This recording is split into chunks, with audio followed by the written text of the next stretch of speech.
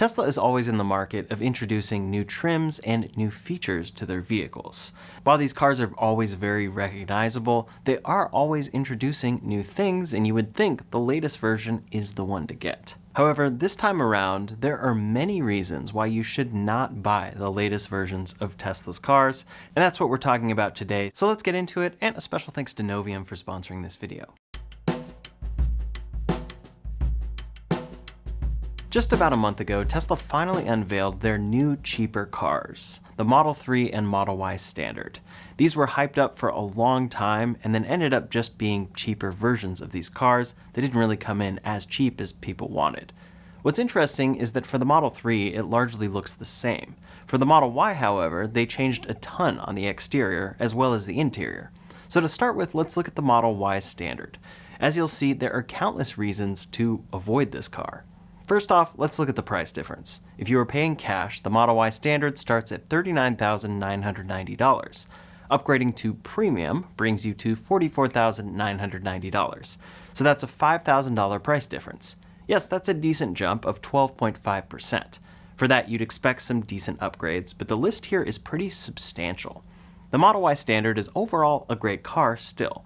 It has a lot of what makes the Model Y great, with good comfort, great cargo space, a powered hatch, a 15.5-inch touchscreen, and most importantly to many, incredible safety. It also includes a lot of things. Of course, it's fully electric, but then you get 2 wireless phone chargers, 5 USB-C ports up to 65 watts, aluminum and premium textile details, first row power recline, footwell and door pocket ambient lighting, 8 exterior cameras, hands-free power trunk opening, and first row touchscreen adjust air vents. You also get comfort features like the heated steering wheel, active safety features, entertainment features, the Tesla app, trip planner, dash cam and Sentry mode, etc. That all sounds pretty good, and it does make for a great car. But let's look at everything that it's missing compared to what has been the base Model Y for a long time now. To start, the standard Model Y gets a 321-mile range. That's a 36-mile range drop over the premium car. But what's interesting here is that the range drops because of a smaller battery, but it actually doesn't drop as much as it could because of this car's smaller 18-inch wheels. If you choose to upgrade to the 19-inch wheels, which comes standard on the premium car, that's a $1,500 upgrade, and then it drops your range to 303 miles. So in some scenarios, you could look at this as a 54-mile range drop if you want those wheels. That extra range in some cases could be about a $2,000 value. And this is what I'll start adding up throughout this video, the value that is really being gained by upgrading to the premium trim. And you'll see that the value just really outweighs that $5,000 difference. One thing worth mentioning is that these standard wheels are 100% designed to keep their aero covers on. Here they are without the covers on the standard car, so please, if you do proceed with purchasing this car, keep those covers on. Next though is your 0 to 60. It's 6.8 seconds in the standard car and 5.4 seconds in the premium car. For many, they won't really notice, but it is 1.4 seconds slower there. Tesla does charge for an acceleration boost in the premium all-wheel drive Model Y that takes the 0 to 60 from 4.6 seconds down to 4.2 seconds. There it's $2,000, so some would argue that this could be about a $2,000 value, if not more. When it comes to efficiency, this car is more efficient than other trims thanks to its smaller battery pack, but unfortunately it actually supercharges slower. Its peak rate is 225 kilowatts instead of 250, which isn't a huge difference, but Tesla does give it an estimate of up to 160 miles supercharged in 15 minutes rather than 182 miles on the premium car. So it is slower there. Next is audio. In the Model Y Standard, you get 7 speakers and no subwoofer. In the premium car, you get 15 speakers and 1 subwoofer. The Premium also has what they call invisible speakers, and they say that these, quote, create a minimalist aesthetic and deliver maximum audio performance. That adds at least a $1,000 value. Next, for connectivity, you have FM radio. That is not included at all in the standard trim, but it is in the premium trim. And actually, none of these cars have AM radio. Some would argue that this is about a $500 value. Both of these cars, of course, have a 15.4-inch center touchscreen, but then in the rear of the premium car is an 8-inch center touchscreen. Of course, there's nothing there in the standard trim, and this could be argued at about a $400 value. Next, though, we have the roof. In the standard Model Y, it's a closed glass roof, which is an interesting term. It's a textile covering over the untreated glass that's still there. So this can still break from rocks and other things, but then you don't actually get the benefit of it being glass. For the premium trim, you of course get that panoramic glass roof, and that's at least a $2,000 value. Next, for the interior, in the standard car, you get basic interior lighting, but for the premium car, you get wraparound ambient LED lighting. This could be about a $500 upgrade. For the standard car, you get a manual adjust steering wheel, versus in the premium car, you get a power adjust one that saves to your driver profile, and we could put this at about a $500 value as well.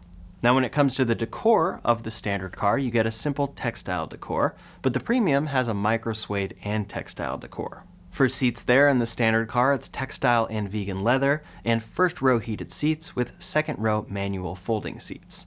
For the premium car, you get perforated vegan leather seats, then the first row are heated and ventilated, and the second row seats are power folding and reclining and heated. That could be estimated at about a $2,500 value. Next, you have air filtration. In the standard car, it's normal air filters, but in the premium car, it's a HEPA filter, which is definitely worth at least $300. In the standard car as well, it's manual adjust air vents in the rear, but the premium car has a touchscreen to adjust those rear air vents. Now let's look at the outside. For the standard car, there are LED headlights and then auto high beams with manual folding side mirrors. But you get pretty big upgrades here in the premium car. LED light bars, auto and adaptive high beams, and then power folding and auto dimming side mirrors. All of that is definitely worth about $2,000. Next is ride comfort. The standard car has passive shock absorbers, and it will actually experience a little more body roll, versus the premium car has frequency-dependent shock absorbers. That's about a $1,000 value. But then comes one of the biggest ones here, driver assistance. In the standard Model Y, you only get traffic-aware cruise control. However, when you upgrade to premium, you get auto steer, which is that full basic autopilot system that Tesla has included standard in their cars for a very long time. This is at least a $2,000 value, and Tesla in the past has charged $3,000 for this exact functionality. Before we go any further, I'd like to thank today's sponsor, Novium.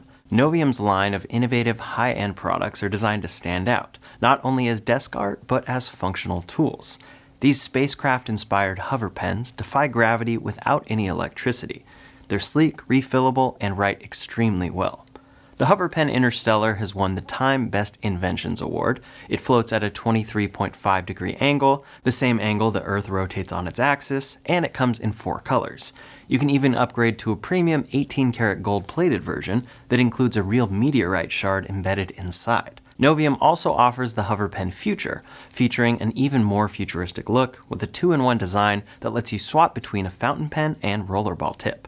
Either pen makes an incredible gift for any tech or science fan, and they come in beautiful, ready-to-gift packaging. To check out these amazing pens for yourself, click the link in the description below or scan the QR code on screen. Use code RyanShaw for 20% off for the next 48 hours. This is Novium's biggest promotion of the entire year. Then there are some kind of hidden ones. The NFC charge port has been removed on the standard car, so you'll have to tap the charge port to open it, and you can't open this with the button on the charger handle.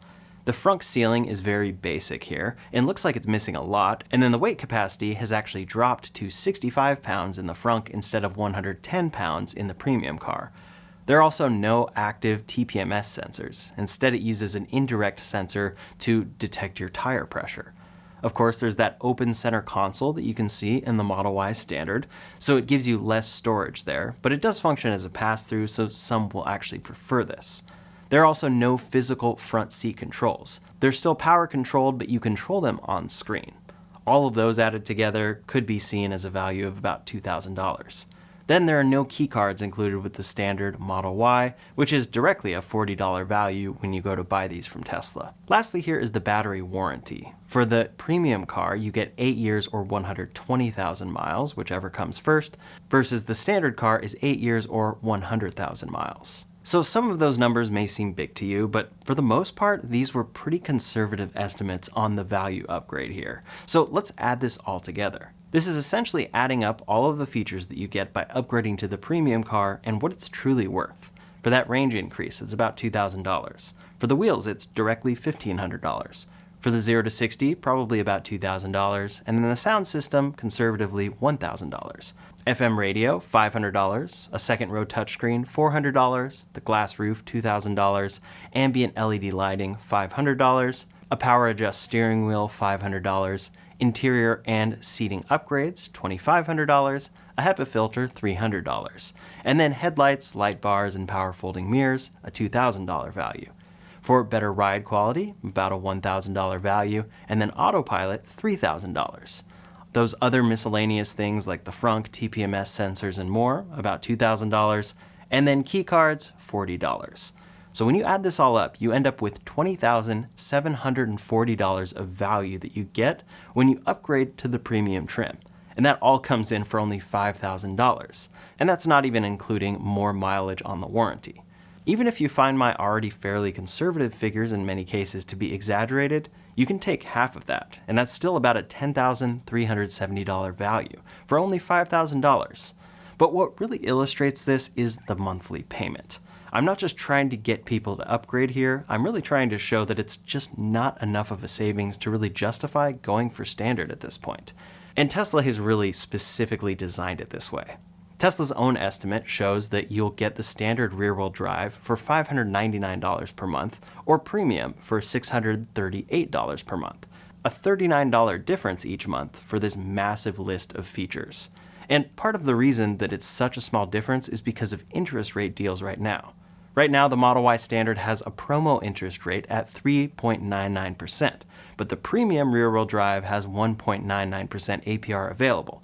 When you do the math in this regard, you'll find that over the course of that 6 years, you'll pay about $50,941.60 for financing a Model Y Standard. For a Model Y Premium, that would be $54,060.83.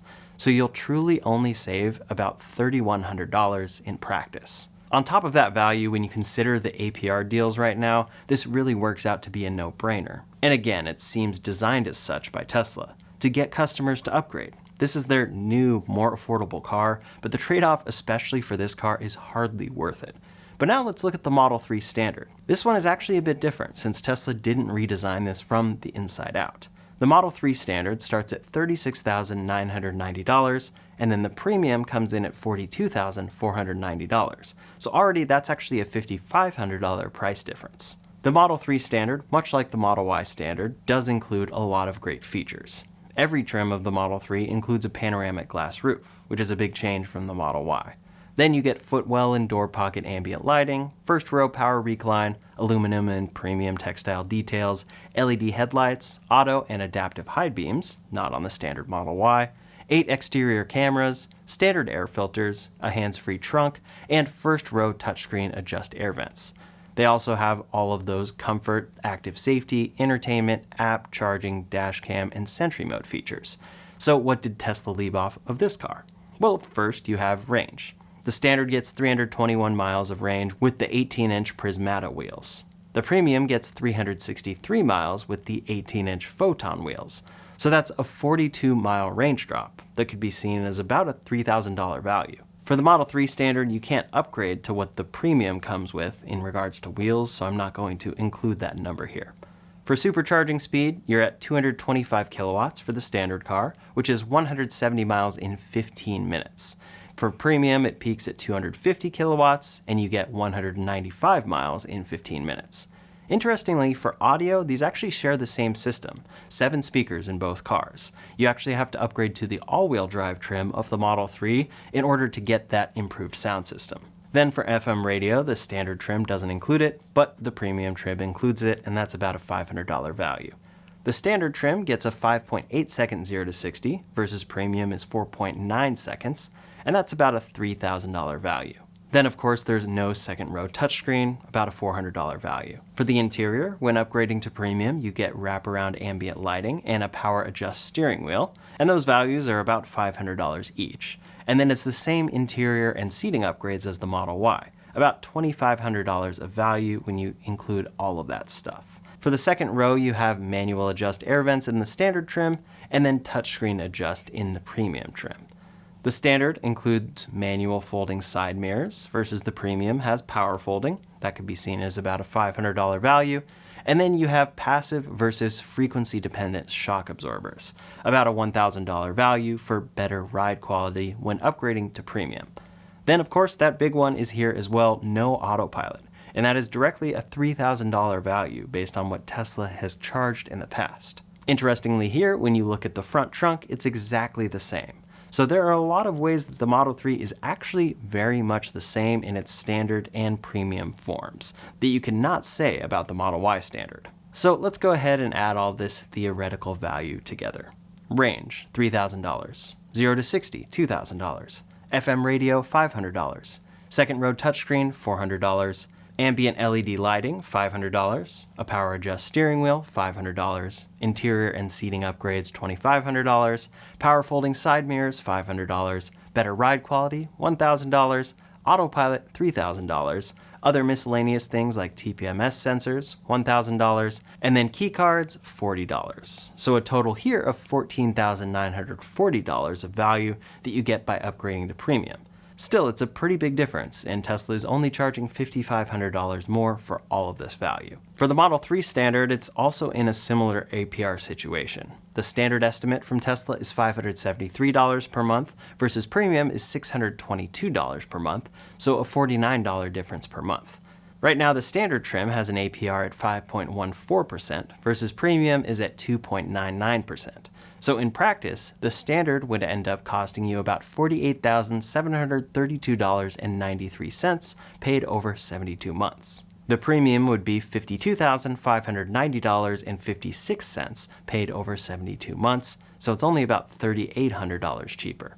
The difference here isn't as drastic as the Model Y standard, but still, with features like autopilot missing, it seems like a no-brainer to do that upgrade, especially if you're financing. And again, it seems like both of these cars kind of exist so that people will do exactly this, and listen to my advice and not buy the Model Y standard or the Model 3 standard. At the end of the day, these are still decent cars, of course, but even when they are a downgrade, they can come at a premium from Tesla when they are new. Regardless, people do like something different, and the Model Y standard looks different than before. It stands out as a new car on the road. It's not the old Model Y, it's not even that new one we've been seeing with more light bars, it's just something else. And Tesla always seems to know this. It's why we saw the Foundation Series Cybertruck. It's why we saw a Launch Series Model Y. So as such, it seems like it's only a matter of time before these prices drop. Maybe once they are ramped on production and seeing their production cost actually drop, they'll drop prices as a result. They always want to make a profit on their cars first if they can. And usually they start with their more expensive trims and then go down to their cheaper ones. In this case, of course, it's their new cheaper trim, but it seems like a price decrease could be around the corner. Also, Tesla never leases their newest cars, but you can be sure that leases for the standard Model Y and 3 will arrive soon enough.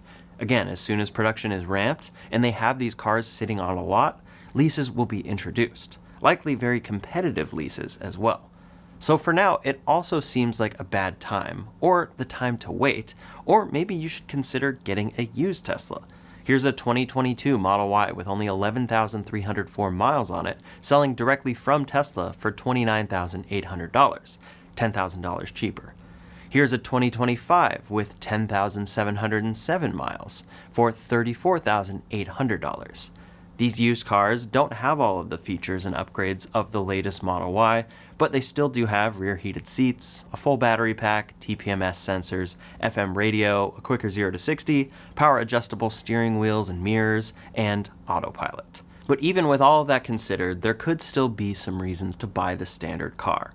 Given the whole equation, I do still think it's tough if you're looking at the newest cars and want to buy new, but if you aren't financing, you don't worry about extra range, don't care about luxury features, and either never plan to use autopilot or only plan to upgrade all the way to FSD, this could be worthwhile for you. For some, even given that whole value equation I gave earlier, it doesn't matter because it's just a bunch of bells and whistles that they won't touch. Sometimes people want the simpler thing, and maybe that's you. And you can still save a couple of $1,000s in the process and get a new car that looks new. Now, I hope that soon enough there will be cases where I would recommend these cars. I think they are good cars that should exist, but I think Tesla just needs to truly charge a lot less for these really to be worth it. Especially when you're cutting out so many big things like basic autopilot, it just really makes the upgrade here a no-brainer. And Tesla is kind of doubling down by incentivizing people to upgrade for the lower interest rate. In any case, that was a full breakdown on why you may not want to buy the latest cars from Tesla. I hope this video was helpful for you, and in the meantime, if you want to check out the latest tech, EV, and Tesla news, you can check out that video linked up here or in the description below. Thanks so much for watching, and I'll see you on the next one.